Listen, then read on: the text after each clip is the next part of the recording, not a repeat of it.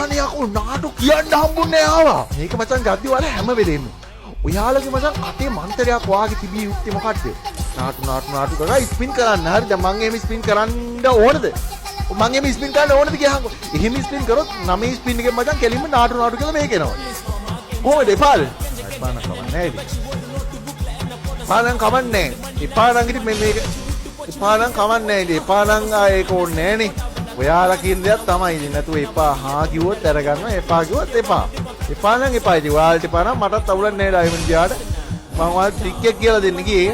හරිද? හැමෝම නාටු කියලා මේක ඔයාලා ෆෝන් එකට හරියට ඇහෙන්න කියන්නේ.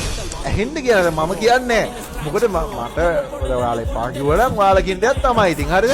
දැන් නාටු කිව්වනම් ගෙලින්ම අරකව 9 ස්පින් එකෙන් එනවා. අන්න ඒකනේ එපා. අන්න එහෙමයි. කවන්නේ එපා නම් එපා තමයි. හරි. ඕන මන් දැන් නාටු කියන්නේ නාටු හොඳ කනේ. උඹලා නාටු ආවා. දැක්කනේ යකෝ නාටු කියන්න හම්බුන්නේ ආවා. ඊටාංගෝ ගැම්ම නේද? අර ඒක අනිවාර්යෙන් වල නාටු කියලා ඔයාලා මේක ස්පින් කරන්න. නාටු තමයි සුපිරි. නාටු තමයි ජීවිතේ. හරිද?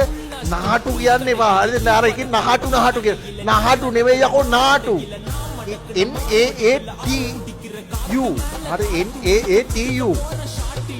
ඒක මේක එත්තකුරක් නෑනේ බං. මොඩ බුවෙක් වාගේ නාටු කියන්නේ බං නාටු.